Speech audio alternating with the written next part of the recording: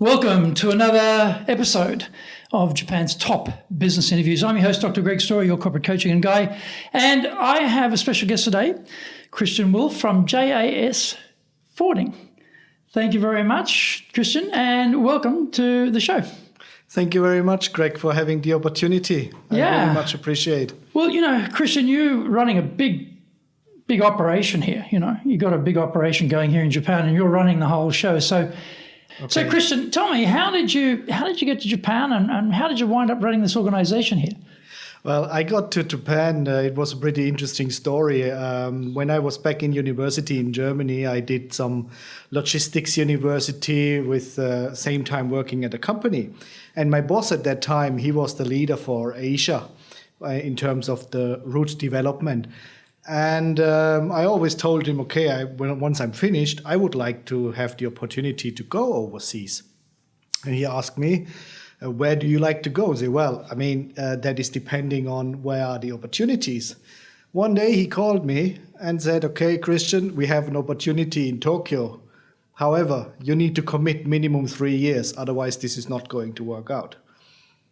And that was basically the opportunity for me to step into Japan right after university. So this was how many years ago now? 20 years ago.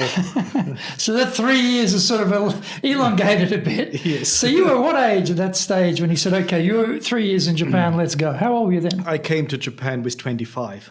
Quite young, right? So to do what, though, in Japan? What was the job they had for you here? I started in Japan as a route development manager for the company I used to work before. And this basically was a sales role, a pure business development role to develop new business for air freight and ocean freight transportation from Germany to Japan, from Japan to Germany. And then later on, it was also expanded to other German-speaking nations in Europe, like Switzerland and Austria. And this role was a very important role for our company in Germany because Japan was the second largest export market that the company at that time had. And coming to Japan with a young age, with 25, from a small village in southwest Germany to the big city like here, this was kind of a culture shock. But however, quickly I noticed that living in this country, you need to be very persistent and to be able to succeed, and you need to have a lot of, I so-called, frustration tolerance, because it was just so overwhelming to get into this culture and to be successful. So I worked in that company. We were bought by Deutsche Post then and merged with DHL. And I worked in that company for 7 years, and then I wanted to basically do something else. I wanted to venture more into, I like to stay in Japan, and then I got a good opportunity to join a Swiss company, it was Panalpina, and work in the project forwarding business, which is a completely different setup as the general cargo route development, what I did before, because in the projects you're doing with large scale projects with heavy cargo, over-dimensional cargo, where you need to think a little bit out of the box, how to move these big pieces, the valuable pieces from the customer, to get them safe delivered to the destination. So I worked there in this project forwarding unit for 4 years with great colleagues and good customers. I could earn a lot of experience from that business. Also, what we could learn in that was exposure to very large contracts. So compared to the small pallet, what you are shipping of pair of shoes from Germany to Japan, or spare parts, automotive spares, suddenly the problems were far more complex because of construction schedules, liabilities involved, different kind of transport mode, like a chartering a vessel, a ship, a whole ship or part of the ship, and involving specialists from transport engineering who calculate meticulously how the pieces are moved. And that was very challenging and rewarding. And then in 2011, I had the opportunity to join JAS in Japan, who is a company that is in Japan already for 40 years, and set up a project forwarding unit from scratch. Zero business.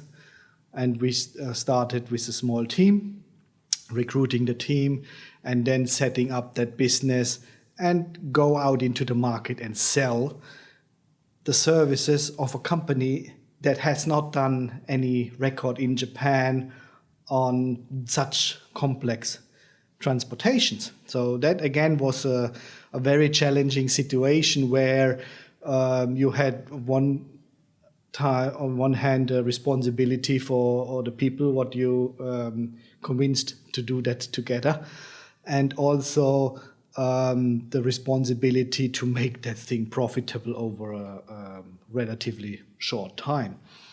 So we worked very hard and got a couple of projects, small ones, spot shipments, awarded, and then we could create a good project forwarding unit in that company. And then somehow in 2014, my predecessor here in this company has left.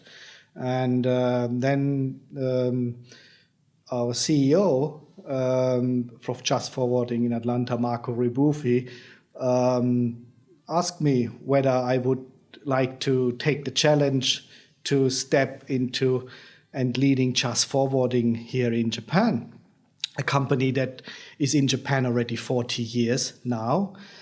And I considered about that well, and then I accepted it. And I have to say that it is a very good decision to do that and go forward. However, this also gave a lot of challenges to learn in managing such a business with about 100 employees in Japan. So, yeah, you've gone from a small team to 100 people, right? So what were some of the challenges? I mean, by this time you'd been in Japan a while, so the whole Japan thing was probably more clear to you.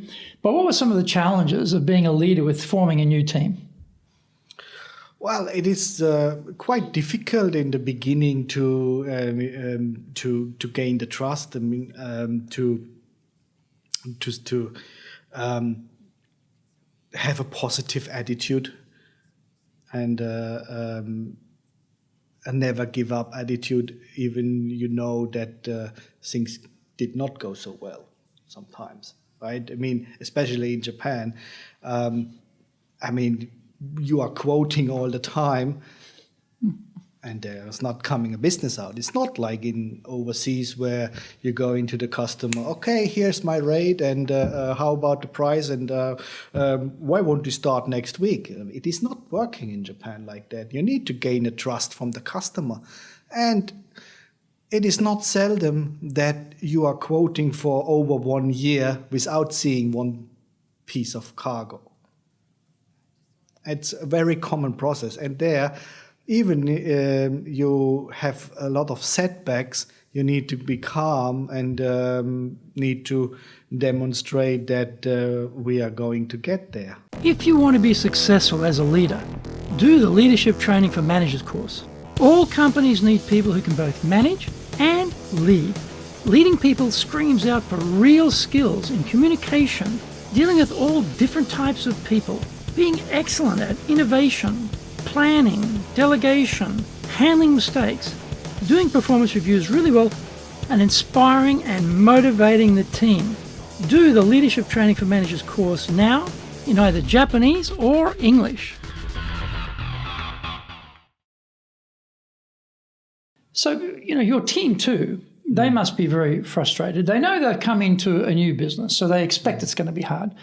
But, you know, if you're working every week, doing the quotes, seeing the clients, work, and no results, you have to have a lot of self-doubt. You've got to be, a bit depressing. You feel you're not succeeding. As the leader, how did you deal with that to keep that? Because you have to keep yourself up, but you've also got to keep them up. How did that work?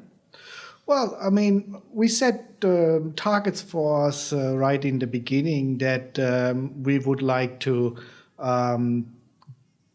grow with a steady business. And you cannot come in and expect that you are going to land huge contracts tomorrow. You have to start from scratch, right? So you have to be happy if you get one pallet.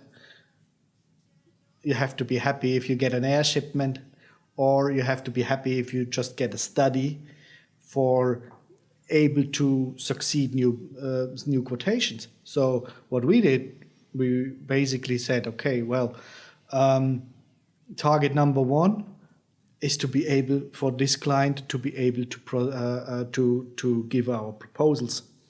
And so you have to cut down your expectations and piece them smaller.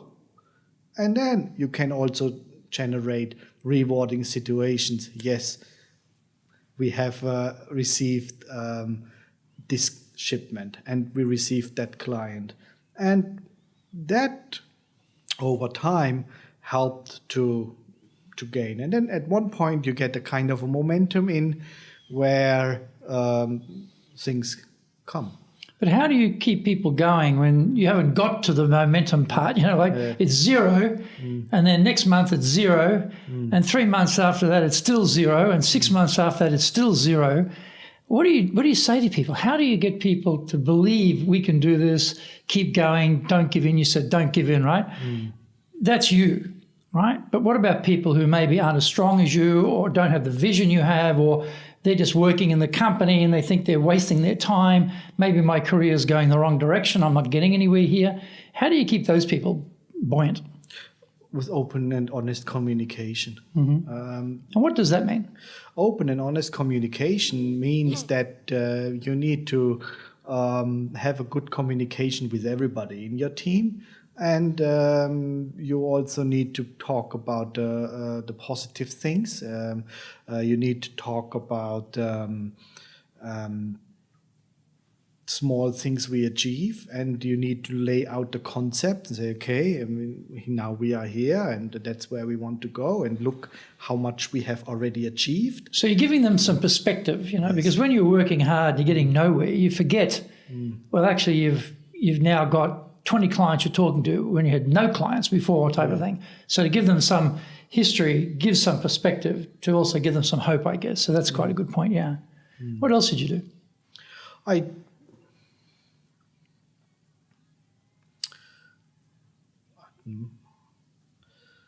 worked hard. Worked hard. Everyone's working hard, right? So how long did it actually take for the momentum to really kick in? It took about 1 year. And the company, the thing there is, the company is supporting that, because for a lot of foreign companies, they don't have that Japan patience factor. They're like, hey, Wolf, where are the results? You've been there for 12 months, nothing's happening. As long as the company understood and they supported you, that makes it worthwhile. So presumably they did support you. I mean, this was basically a concerted approach, because what JAS did is at that time in 2011, our CEO had the vision that he would like to create a project forwarding unit around the world. So what he did is he recruited 65 people and started this project business unit from scratch around the world. And with all those people and the network, at that time we had the client relationships, we had the network, we had the expertise to be able to offer such complex transport solutions, and also to be able to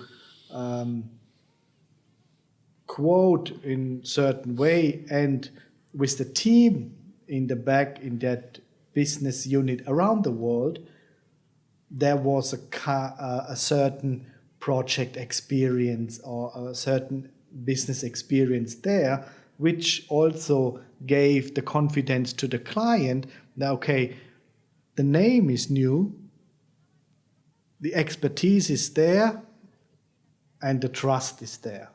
So for your team, was it frustrating for them, given what we talked about before, the speed of doing business in the West compared to Japan, that they're seeing these other 65 colleagues around the world getting deals, doing work, actually getting contracts, quoting, getting business, and here we are in Japan grinding.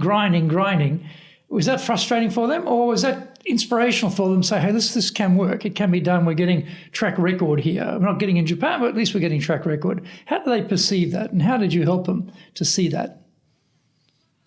We had open communication on what projects are awarded around the world and what is the status of the business, or on which projects were hot or which shipments were hot, and somehow shared the success.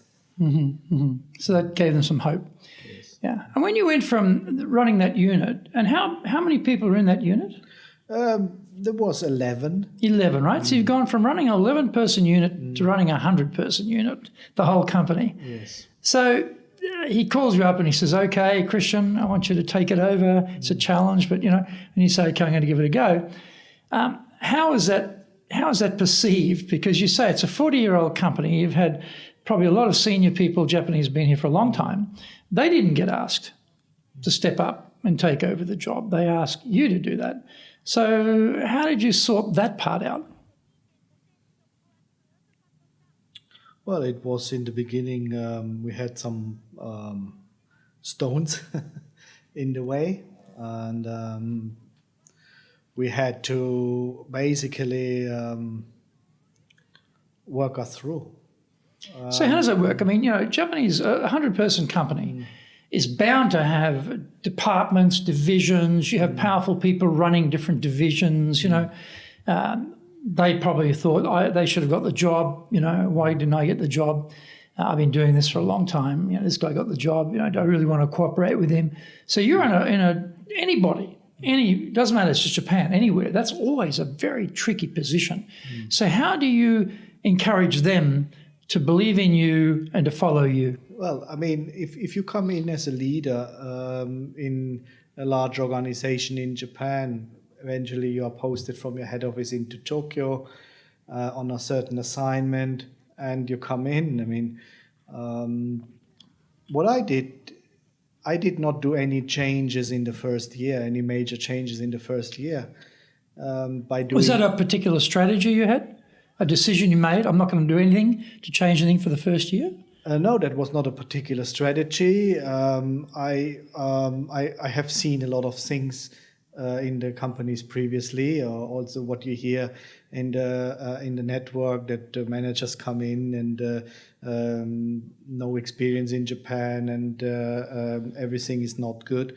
And I don't like that. I mean, in Japan, you have to really consider, okay, well, I mean, this company came a long way today. They did not wait for me to come in and make a lot of changes.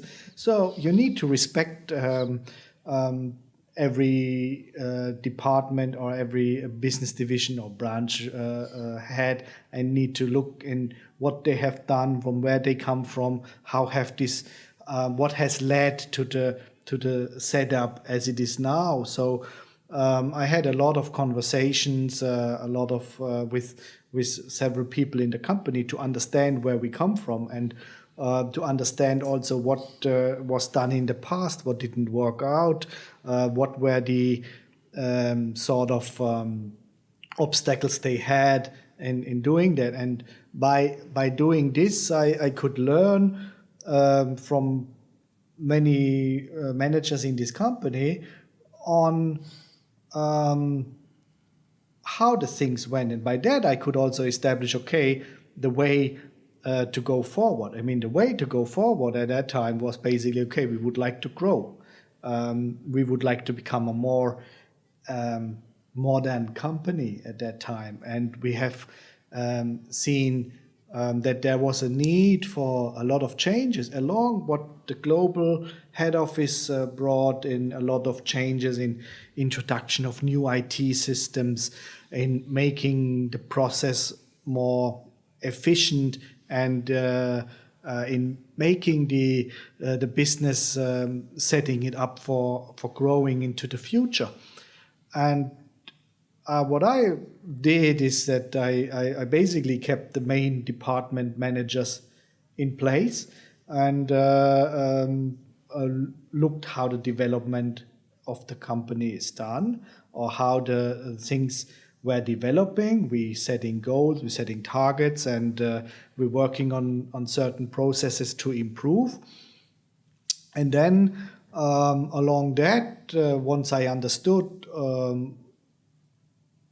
how certain things work in this company, apart from what I have done before in the small department that was set up from scratch, also brand new in this company, I could then start to making some changes, and which also are considerate and also coordinated with the management,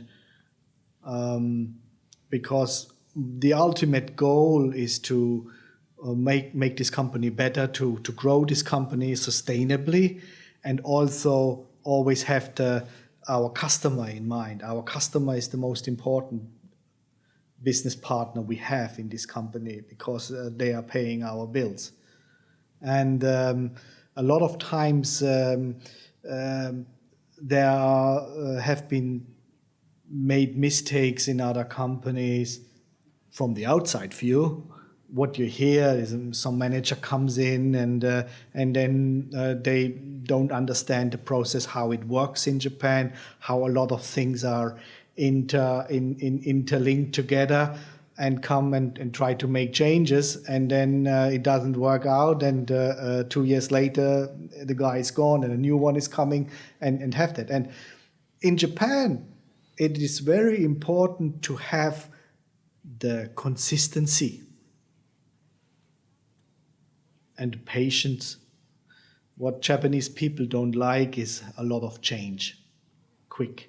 We need to change, we need to get better, we need to adapt to new things, technology, now Corona, working from home, came out of the blue. We had to do it. So we have to adapt, and we have to change, and we have to go forward. But also, all the time, I say, okay, well, we need to value what has been done in the past. And you can never say, oh, that was a wrong decision, because, I mean, we don't know what was the status quo at that time. I mean, at that time, it maybe was the right decision. Today, it is not, right, from the day's point of view. And that, I think, is very important. And engagement is one of those things that comes up in Japan all the time. You know, I've been in big organizations that do staff surveys for engagement, do research engagement. Do you have those similar things in Japan?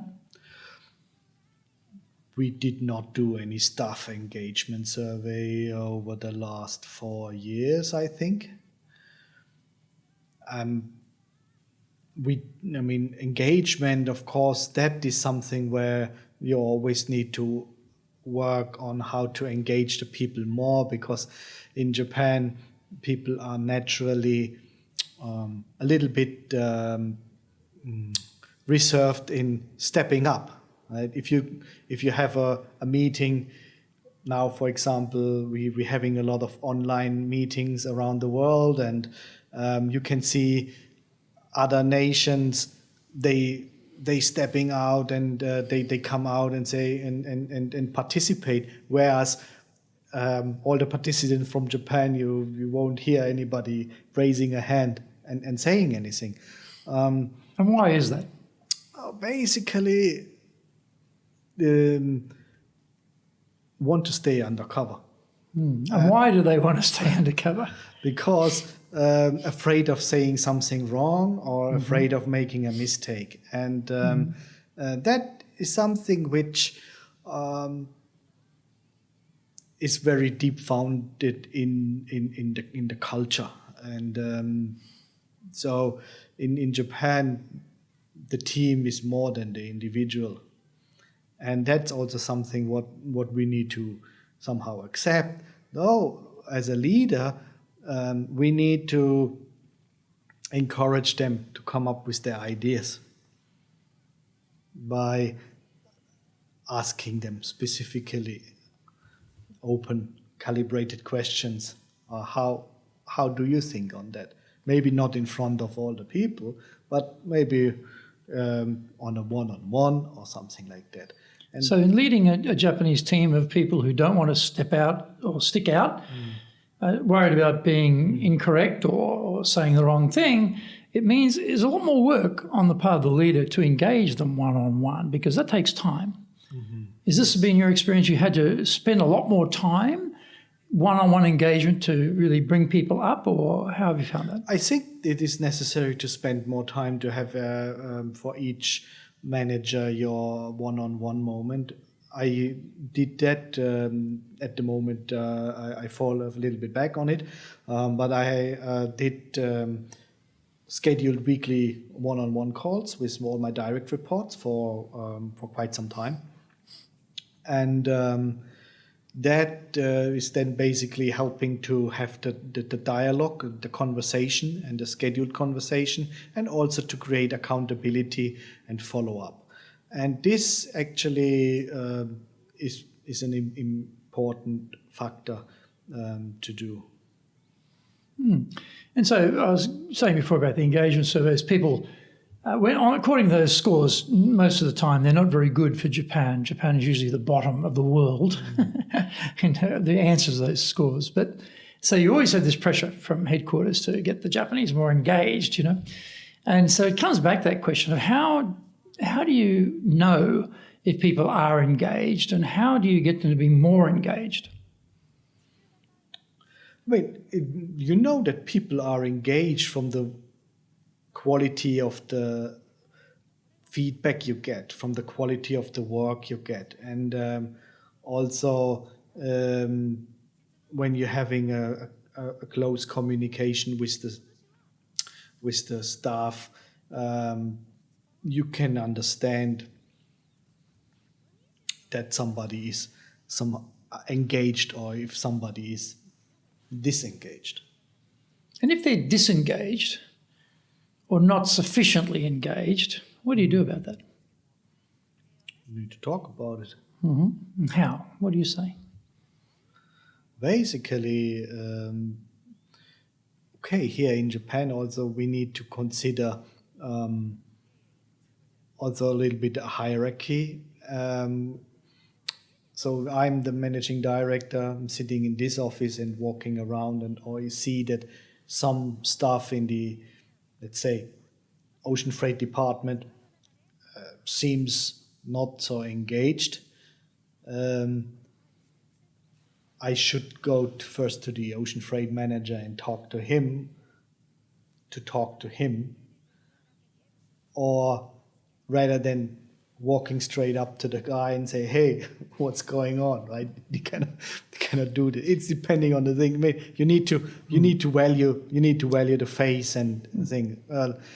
That doesn't mean that I would not go and talk directly on some of the things, but these are things what you have to consider in this culture, that you have a manager, you have a certain hierarchy, and you need to follow certain rules to approach certain things, right? I mean, in Japan, we also have a lot this kind of nemawashi, which is basically groundwork, sorting out the things before we go into the discussion. And this is also a very important part of the world. So I think in a lot of Western societies, the sort of, dynamic leader, if he sees something, he goes straight to the person and sorts it out and moves on, and very efficient, time efficient. But as you say, Asia and Japan in particular, I think that hierarchy, face, saving face, keeping face are very, very important. And so we need to make sure that everyone's face is preserved. There's a way of doing things here, isn't there, that's a little bit maybe different from the West, and having that sensitivity to it is important. Are you doing business with Japan? Do you really know how things work? Japan Business Mastery provides the answers. Do you have the right networks and know how to create them? Do you know how to get on the same wavelength with Japanese buyers? Do you know what being trustworthy looks like from the Japanese perspective? Japan Business Mastery is based on more than 30 years' experience in Japan and will become your go-to guide. Want to succeed in Japan? Buy Japan Business Mastery now. So thinking about, engagement, getting people engaged, I mean, it's one thing I've always thought that, if people are engaged, then they're looking for opportunities to make things better. But if you're not engaged, particularly, I turn up, I do my job, I go home, all right, they're not particularly thinking about innovation. They're not particularly stimulated to think about innovation. So the first fundamental requirement for innovation is that people have a sense of engagement. So if you've got that, then you've got the tools to try and work with a team to become innovative. So how do you approach innovation inside the company?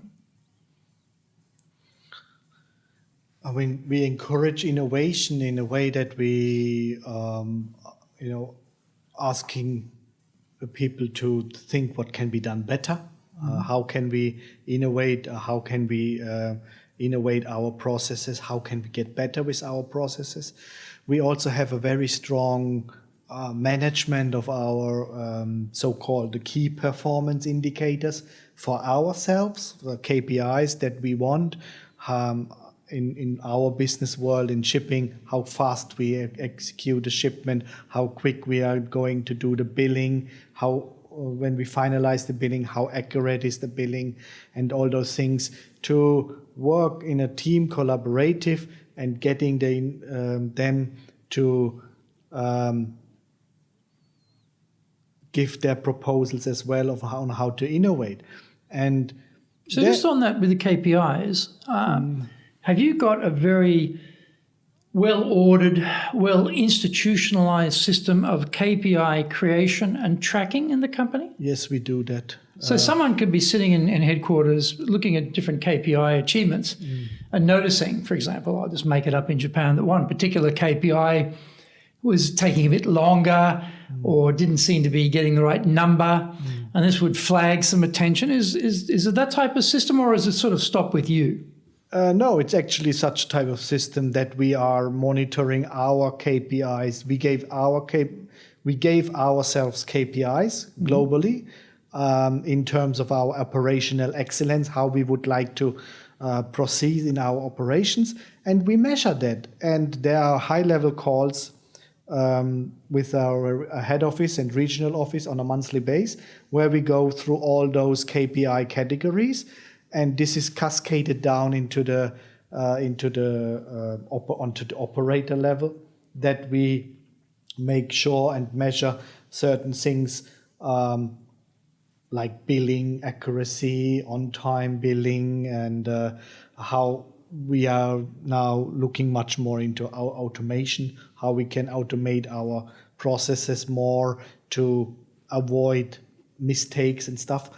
This is all done on a very high level. We have one person who is monitoring this and working with the team to improve our performance here in Japan. Right. And there also, when it comes to innovation or new ideas, what is very important is that, well, if things go wrong, and they're all the time going wrong, right? We should not fuss too much about why it went wrong or what. We accept it, admit it, and then move on, basically. In a particular example right now, we had an idea to centralize some operations within all Japan, to make it more efficient. It has turned out that it's not going to work. And so instead of now trying and trying and trying, we said, okay, well, we are going to scale. We're going to go back and going to do the old individual process, because what we learned along the even the idea was very excellent to do it, but what we learned along the idea is, okay, that the system process that we have requires that a large function of the job has to be done individually. So that's the centralization point for that particular operation was obsolete. So we said, okay, I didn't blame anybody on that. And I said, okay, well, it seems like it didn't work out the way we wanted to do it. So we took it, this experience, and now go back and do it differently. So is that a single individual's idea? Was that your idea? I mean, where did that idea come from? Because how we judge ideas, as you say, not everything's going to work. But in a lot of companies, failure is not, tolerated. People are punished. There's a lot of people are hesitant to put their ideas up because of that. So if you've got an environment where you're encouraging innovation, you've also got to accept failure, right? So was that your idea? Was it somebody else's idea? How do you treat that person? Or how do you treat yourself if it didn't work? I mean, basically, the idea in the beginning of doing the centralization for that particular operation was coming out of a collaborative from the team's decision. We had some issues in the past where we said, okay, well, also related to the KPIs, where if we would like to get better with that, so it seems like it would be better to centralize it. And then we decide, okay, let's centralize it. And over the course of the year, last year, we realized it doesn't work. And then you move on from there, right? Yes. So you didn't fail, you just learnt. No, I did not.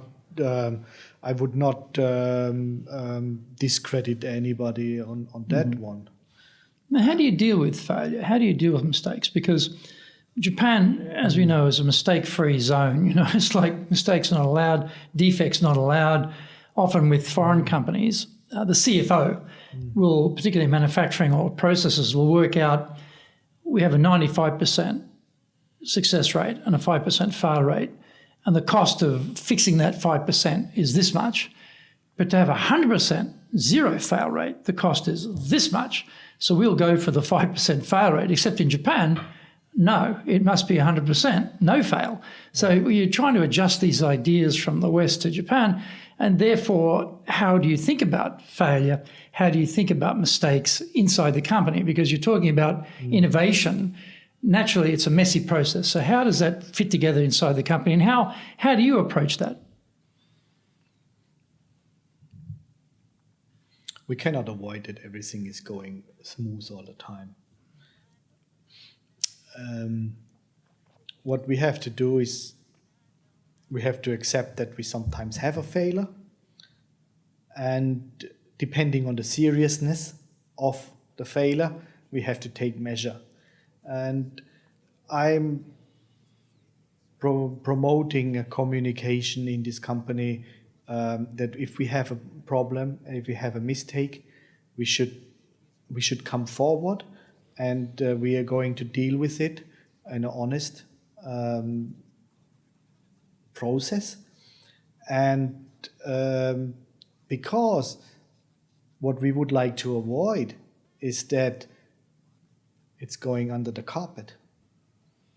Which in Japan is very, very... Japanese to me are like ninja at hiding things from the boss. I've been a boss here in a number of companies, and you always find out you are definitely the last to find out what's really going on. And I always worry about that, because I always say to people, look, I have the money, I have the authority, I have the decision-making power to fix things, but I need time. I need to have some runway there to get the fix going. But if you come to me at the very last moment, I may have all those other things. Capability is there, but I don't have the time now to fix it. The door is closed. We've lost that. So if you've got a problem, own up. But it's not so easy in Japan to get people to tell you that they've done something wrong or something hasn't gone well. So how do you solve that problem as a leader?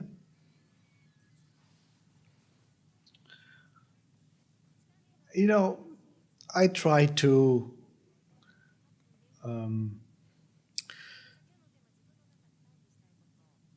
look at the problem first and not at the person.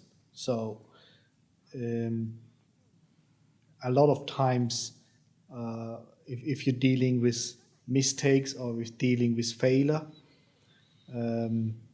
especially if they cost a lot of money, then you tend to get emotional as to why did this happen and why are we so stupid that we do that or something like that. But in these situations, you need to be calm and you need to look at the problem first. Okay, what's the problem? How was it caused? What were the reasoning on that one?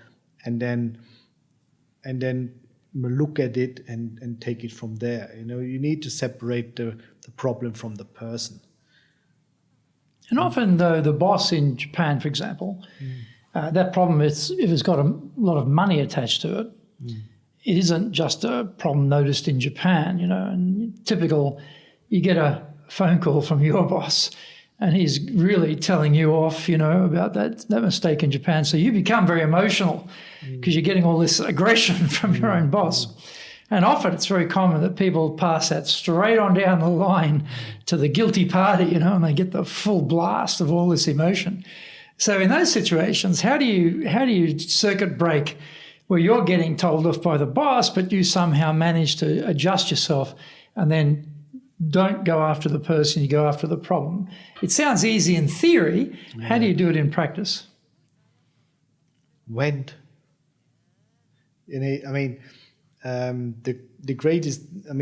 biggest easy thing is before you go into a negotiation or into a difficult conversation, let's put it that way, to basically vent. Right? What do I mean with vent? With vent, I mean, look for a person who is not involved. Mrs. Wolf, for example. Yeah, for your wife, for example, or a friend, and tell him what you all don't like about that, and get the negative emotion out, and then you're much more calmer when you approach the situation. That is something what I learned is sometimes, or is helping me a lot to get over this stress of getting into rage or something like that. The other thing I noticed about Japan, apart from them being ninja and hiding things, when mistakes happen and it becomes apparent it's their fault, often they also go into sort of, self-depressing mode of I'm useless, I can't do this, I'm no good. They're really hard on themselves and drive themselves down. So their whole engagement just sinks to the ground, completely. So how do you balance out that part where, yes, there's been a mistake, you have to rescue the situation on one side, and that's money, power, time to do that, but also to rescue the person so that they don't wipe themselves out? How do you deal with that rebuild the person part? You need to encourage them, and it all comes down to communication, to personal communication, how you are dealing with that person, how you are dealing with the managers involved, because frankly speaking, sometimes the problem arrives at my desk at the last moment, and then I'm somehow there to extinguish the fires, and so if I look back at some cases what we had in the past, you need to communicate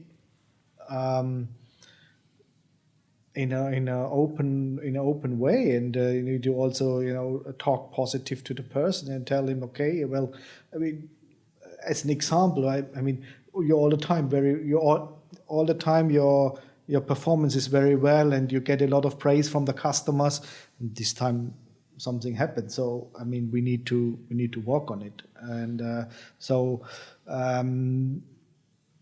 I think that's very important to talk to them and encourage them, and don't get down much more on the things, and or to demotivate them more. You need to motivate them, even if the problem is there. I mean, it can happen. It happened to.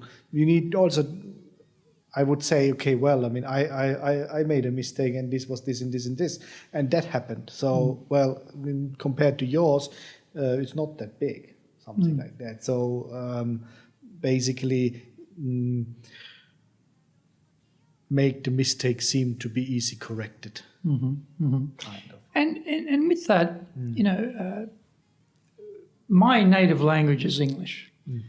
I'm very good in the nuances and the fluency of my own native language. Yes. Your native language is German. Yes. And you and I both operate in English and Japanese. So you're operating in two non-native languages here in Japan. I'm only operating in one. So how does that work? Because, I know English is very direct. It's quite clear. Japanese is not direct. It's not clear. And I don't have the vocabulary in Japanese that I have in English to have that subtlety, to have that little nuance, to express something in the right way that I can do in English. My Japanese tends to be like my English. It tends to be limited vocabulary, so it tends to be quite blunt. I don't know how to say things in that very circuitous, very misty way that Japanese do it. So how do you get on when you're dealing with those situations in a foreign language? For you, it's either English or Japanese. They're both foreign languages. And your English is native speaker level, no question about that. But still, we're not native speaker Japanese level. Well, I mean, one advantage, what I have as a non-native speaker of two languages is that I most likely speak a little bit slower to the Japanese person than what now a native English speaker is doing. Sometimes they are too fast, and this too fast making the ears shut more. Of course, this is a very big problem, and a lot of issues we have in sometimes in the communication is this kind of communication mistakes where I don't find, for example, the exact word in English, and also I don't find the exact word in Japanese, though I try to explain certain things in Japanese, but if I speak Japanese, it will never have a native nuance. It maybe have a little bit of childish nuance sometimes, right? I would say, but that is something which is difficult, and then it is necessary also to have maybe an HR person together involved, or the Japanese manager, that we are looking at the case and discussing together with the employee on how the things are done, or finding a way to communicate it in easy, understandable language. I mean, if it comes to solving certain problems, then easy Japanese language maybe helps a lot to understand than if you are speaking a very high sophisticated Japanese and the other person doesn't get the nuance to that. So in a way, our linguistic limitations help us to be clearer because we've got fewer words to confuse people. So it also raises a question about trust, because Japan is a very trust-based society. And people make emotional decisions to buy from you based on trust, not logical necessarily. It's often, I trust you, I'll use you, and I'll keep using you because I trust you. So how do you build trust within the team? You know, you had to go from 11 people to 100 people. How did you build trust with everybody when you made that big jump? Well, I mean, it's something what you are building over time, and building trust is basically, I mean, everything what you are doing is building trust. The way you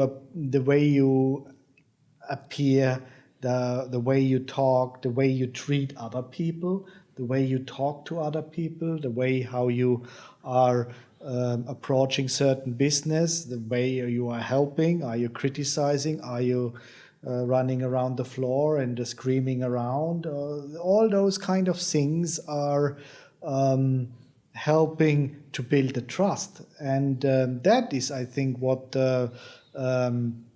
within the team, what really helps. I mean, it must not be always, okay, yeah, this is the friendly guy and he's always smiling. But also you need to be firm sometimes on certain things, what you expect them to deliver, a certain quality of deliverables, how we do certain things, what do we deliver, is this done on time, what happens if this is not submitted on time, and all those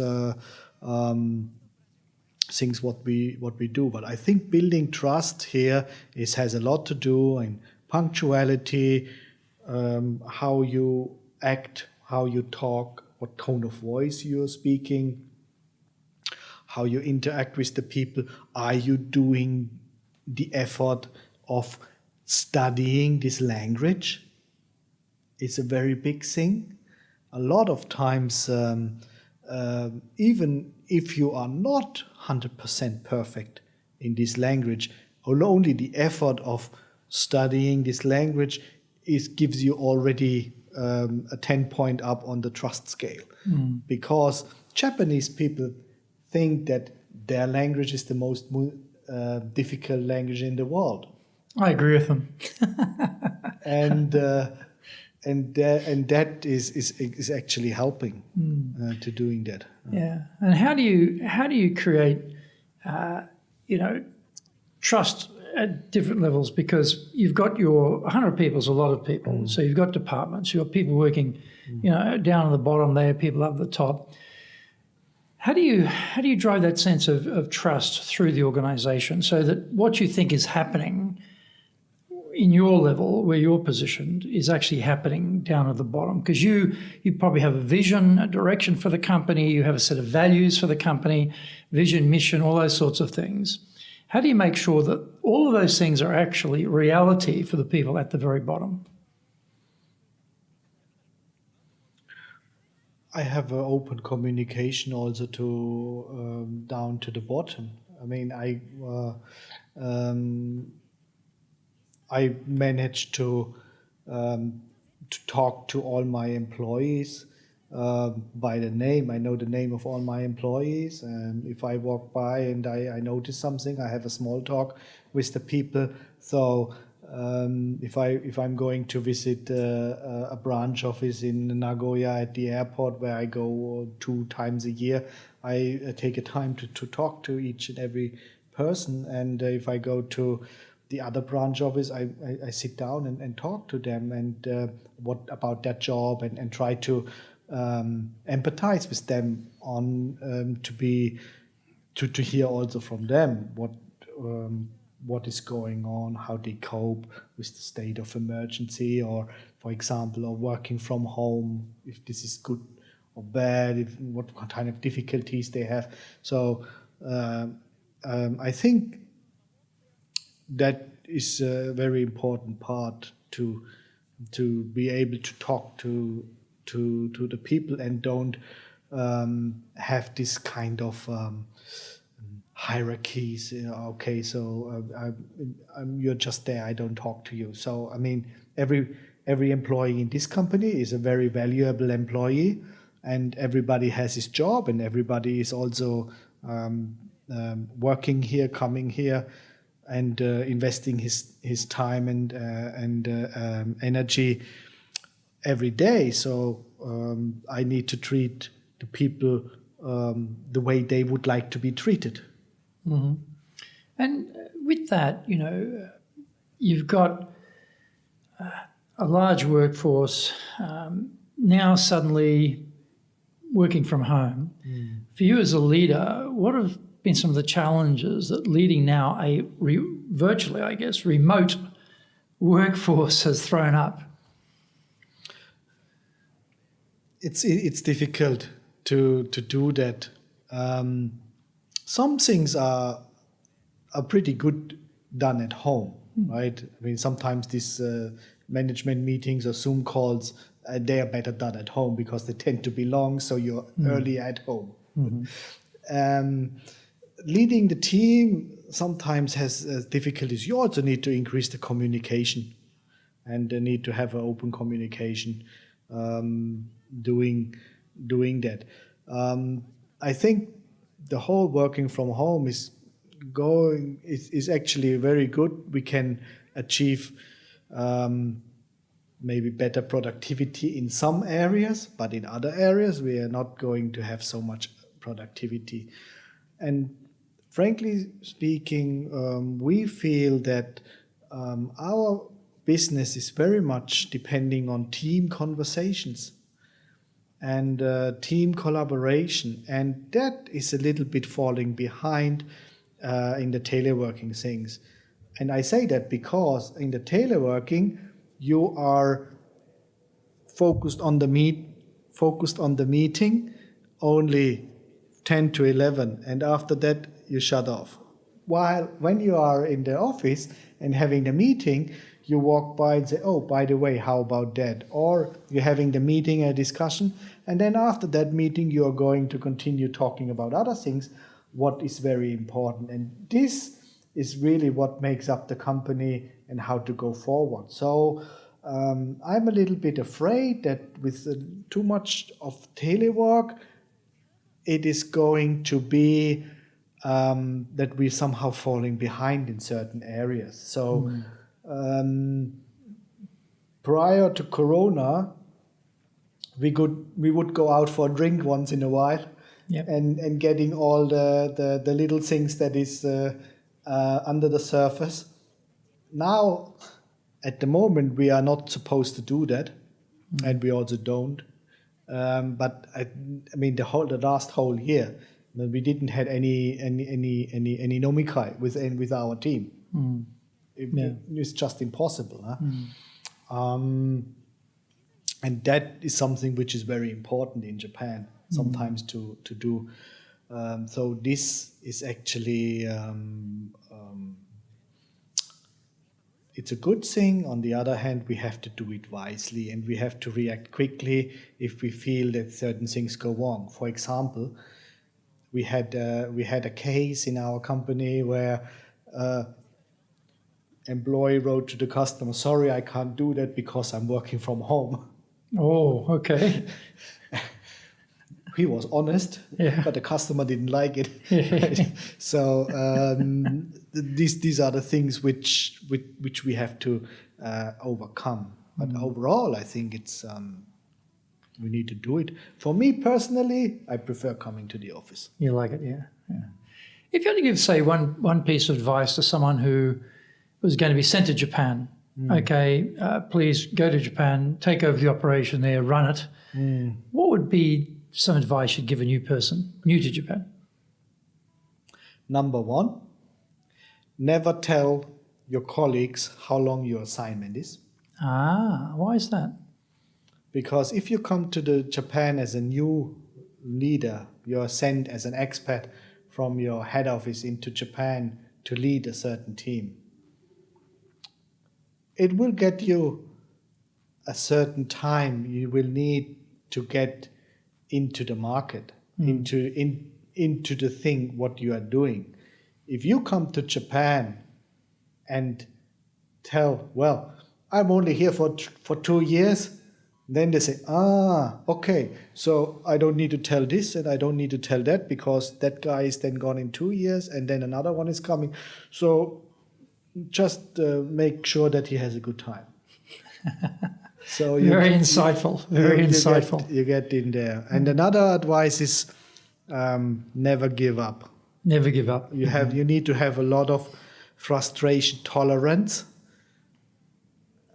in this market, in this country, to get along. Sometimes don't ask the why, just accept it. If you think something is strange, why do they do this here? Just accept it. And try to learn the language. Mm-hmm. How long did it take you to learn Japanese to a reasonable level? I'm now still studying Japanese now for about 19 years now. Mm-hmm. It takes you, I would say, if you do once a week Japanese, it takes you maybe 3 years to get to a relatively low level. I would say you need about 5 years to get your good way around, right? I mean, if somebody comes here and wants to start Japanese, take the effort and go 2 times a week a private lesson that is going to really concentrated private lesson, and that is getting you further. Well, thank you very much. I know you've got a tight schedule today. Thank you so very much. I'll respect your tight schedule. I'd love to keep going because I feel we can keep going more and more here. But thank you very much. So this has been a really great chat with Christian. He's got a lot of good experience in Japan and a lot of good insights, and I learned a lot today.